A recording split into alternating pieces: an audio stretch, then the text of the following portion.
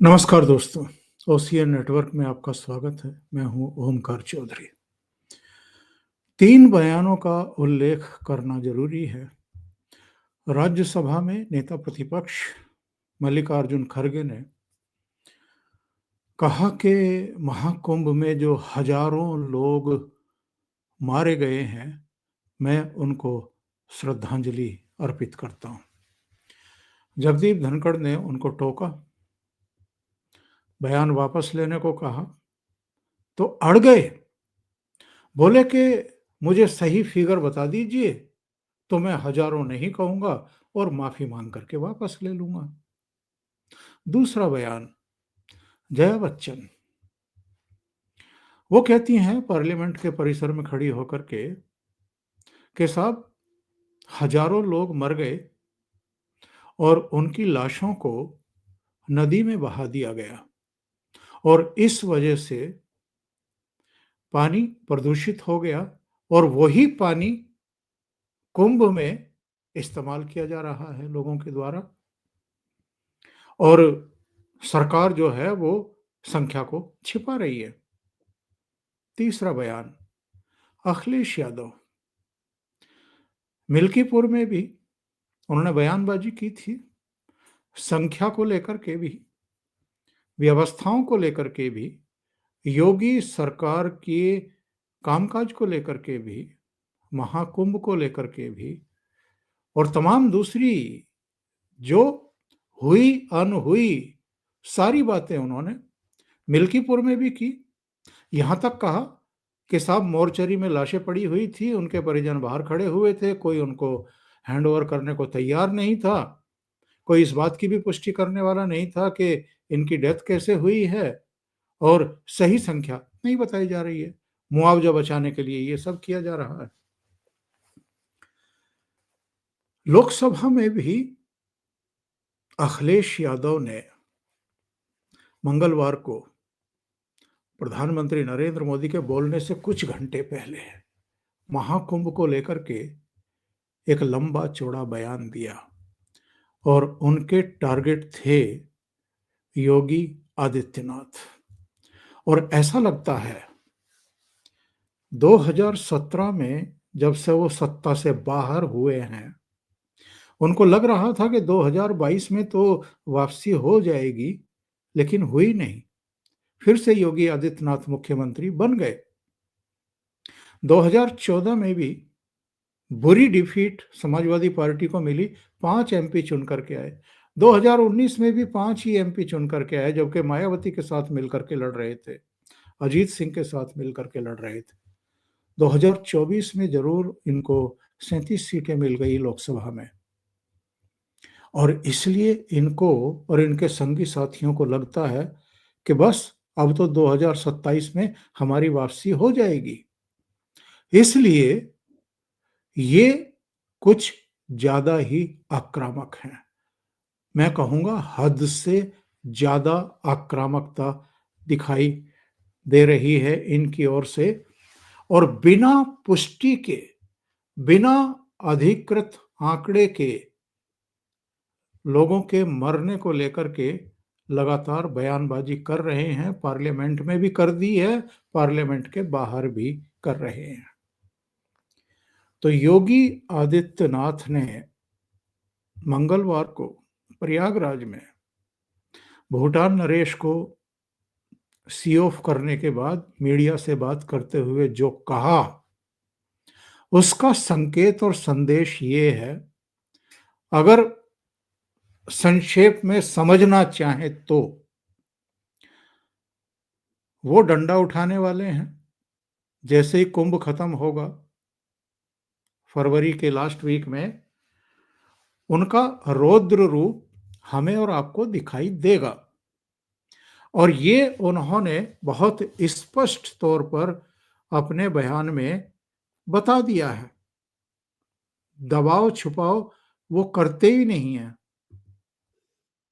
जनवरी के हादसे की तह में हम लोग जाएंगे, षड्यंत्रकारियों को बेनकाब करेंगे और उन्हें सजा कैसे दिलाई जाती है यह आपने उत्तर प्रदेश के अंदर पिछले 8 वर्ष के अंदर देखा होगा। आगे भी आप इसको देखते रहिए। योगी आदित्यनाथ ने बहुत साफ साफ संकेत दे दिए हैं। शाम को एक दूसरे प्रोग्राम के लिए अनुपम मिश्रा मेरे साथ जुड़े हुए थे प्रयागराज से ही, और मैंने उनसे इस बारे में बात की। जबरदस्त धोया है अखिलेश यादव को और समाजवादी पार्टी को। मैं समझता हूं कि जो हादसा हुआ, जो स्टैम्पीड हुआ, जो भगदड़ हुई, वो बहुत दुखद थी वो दुर्घटना। और प्रयागराज में तो आप यकीन माने सबकी एक एक आदमी इतना दुखी है कि मैं क्या बताऊं। लेकिन योगी मर्माहत हैं, बहुत दुखी हैं। लेकिन वो जिस तरह आज उन्होंने बात किया कि तुम लोग तो पहले दिन से, अच्छा देखिए इस लेवल पे इस तरह की दो टूक कोई बात करता नहीं इस स्तर पे, मुख्यमंत्री के स्तर पे, वो भी देश के सबसे बड़े राज्य के मुख्यमंत्री। उन्होंने कहा तुम लोग तो पहले से मना, तुम्हें सनातन की सुपारी ले रखी है, तो पहले से मना रहे थे कुंभ में कोई हादसा हो जाए तो तुमसे ज्यादा खुश कौन होगा। 12 बजे सो के उठते हो, जो दिया जाता हो पढ़ के बोल देते हो अखिलेश यादव, तुम लीडर नहीं रीडर हो। तो कैसे उन्होंने डांटा है साहब। लेकिन फिर धमकी भी दी योगी ने। उन्होंने कहा कि मैं इस पूरे हादसे की तह तक जाऊंगा, जांच करूंगा और छोड़ूंगा किसी को नहीं। और उसके बाद उन्होंने एग्जाम्पल भी दिया। उन्होंने कहा आपको मेरी बात पे भरोसा नहीं है तो पिछले 7 साल का मेरा रिकॉर्ड देख लिया मैंने अपराधियों के क्या साथ किया है। तो उन्होंने एकदम सब अच्छे से, और अखिलेश यादव ने जो भी थोड़ा छेड़ा था उनको संसद में, फिर उन्होंने उनका वो जवाब दिया कि साहब क्या ही कहा जाए। तो मैं बार बार कहता हूं इनको। अच्छा योगी ने आपने देखा कि मिल्कीपुर में भी कैसे परसों किस तरह बरसे थे जब उन्होंने कहा था समाजवादी पार्टी के लोग दरिंदे हैं और कुत्ते की दुम है वगैरह वगैरह। तो योगी का जो दिल दुखा है, जो उनका वो जो इतने मर्माहत हुए हैं, जितना उनका मन को चोट पहुंची है कुंभ मेले की इस घटना से, क्योंकि उनका बहुत इन्वेस्टमेंट था इसमें। आप समझ लें, मैंने तमाम चैनल्स में मैं लगातार कह रहा हूं कि कुंभ के बाद आप योगी 2.0 देखेंगे, एक नाराज योगी देखेंगे, एक उग्र योगी देखेंगे, जो और यकीन माने कि इन लोगों के लिए उनको बर्दाश्त करना बड़ा मुश्किल हो जाएगा।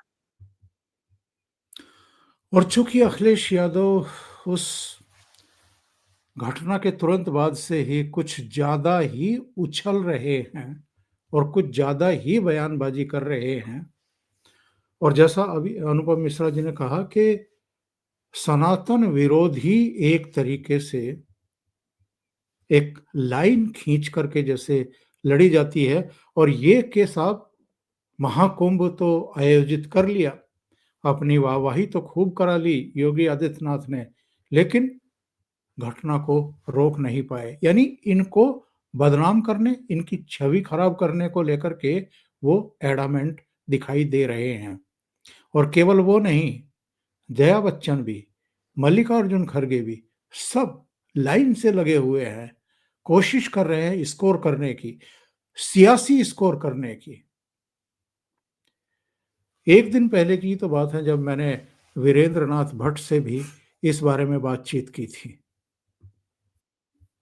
क्या क्या कहा है अखिलेश यादव ने। उन्होंने कहा लोग वस्त्र से नहीं विचार से योगी होते हैं, जो सत्य को छुपाए योगी नहीं हो सकता। सनातन परंपरा को इन्होंने बदनाम करने का काम किया है। कितनों ने स्नान किया है ये तो बता रहे हैं, कितने मरे हैं ये नहीं बता रहे हैं, और कितने तो बिना स्नान किए लौट गए या लौटा दिए गए। और 17 घंटे बाद इन्होंने बताया कि 30 लोग मारे गए हैं, अभी भी सच नहीं बता रहे हैं। और ये भी कि साहब ये तो कह रहे थे कि हमने तो 100 करोड़ लोगों का इंतजाम किया है, ये तो 8-10 करोड़ थे मौनी अमावस्या के दिन, उस व्यवस्था को भी नहीं बना पाए। हुआ क्या है अखिलेश यादव को। देखिए जो लोग एक साल पहले तक रामायण जलाते थे वो आज योगी आदित्यनाथ को ये बता रहे योगी क्या होता है। जो लोग भगवान कृष्ण का उपहास करते थे कि भगवान कृष्ण मेरे सपनों में आते हैं, वो आज योगी आदित्यनाथ को बता रहे हैं सनातन धर्म क्या होता है। जो पिछले महीने बोल रहे थे कि मुख्यमंत्री आवास के नीचे शिवलिंग दबा है उसकी खुदाई कराई जाए, वो योगी आदित्यनाथ को बता रहे हिंदू धर्म क्या होता है। और जिनके कार्यकाल में जब कुंभ हुआ था तो उन्होंने आजम खान को जो है कुंभ मेले का इंचार्ज बनाया था। और उस समय के इलाहाबाद जो आज प्रयागराज है, वहां के रेलवे स्टेशन में भगदड़ मची थी, 34 लोग मारे गए थे। वो आज बता रहे हैं कि कुंभ मेला क्या होता है। तो और कितनी लूट हुई थी, कितनी भ्रष्टाचार हुआ था, वो योगी जी को सिखा रहे हैं कि कुंभ मेला कैसे होता है। कुंभ मेले में भगदड़ मची, उसमें कुछ लोगों की जानें गईं, ये बहुत दुखद है। और इस और इसको इसको कोई भी डिफेंड नहीं कर सकता। लेकिन मैं ये पूछना चाहता हूँ, अखिलेश यादव का टारगेट क्या है? वो चाहते क्या है? क्या उनका टारगेट जो है सनातन धर्म की महानता की स्थापना है, उसके गुणगान है, या उनको वास्तव में इस ट्रेजेडी का दुख है, या उनका निशाना केवल पॉलिटिकल लाभ उठाना है, राजनीतिक लाभ लेना है, और योगी आदित्यनाथ से उनको अपना हिसाब बराबर करना है। आज जब हम बात कर रहे हैं तो प्रधानमंत्री नरेंद्र मोदी भी प्रयागराज पहुंच रहे हैं। वो गंगा मैया में डुबकी लगाएंगे, विधि विधान से पूजा अर्चना भी करेंगे। पूरे देश की निगाहें प्रधानमंत्री के प्रयागराज दौरे पर हैं।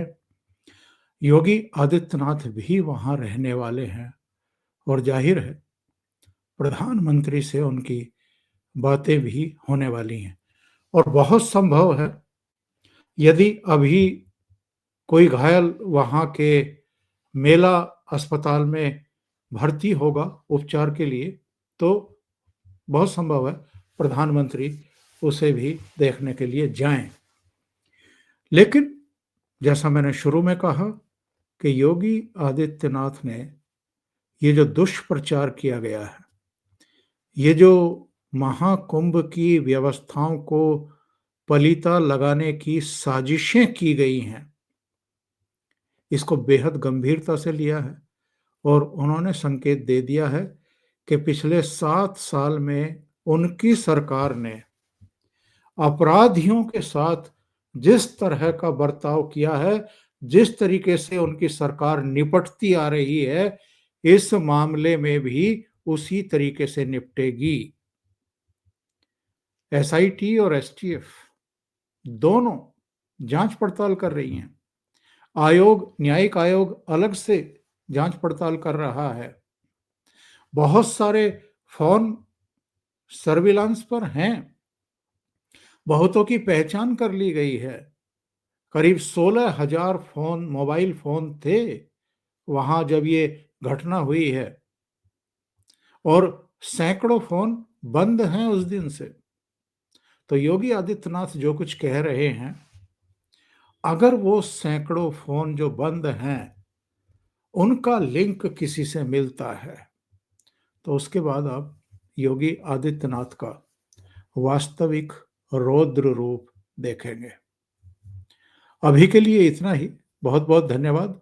अगर आपको ये चैनल और इसके कंटेंट पसंद आ रहे हैं तो लाइक करें, कमेंट करें, वीडियो को शेयर भी करें। अभी तक अगर आपने ये चैनल सब्सक्राइब नहीं किया है तो सब्सक्राइब कर लें। साथ में लगे बेल आइकॉन को दबाना ना भूलें ताकि आगे आने वाले वीडियो और उनके नोटिफिकेशन आप तक पहुंचते रहें। बहुत बहुत धन्यवाद। नमस्कार।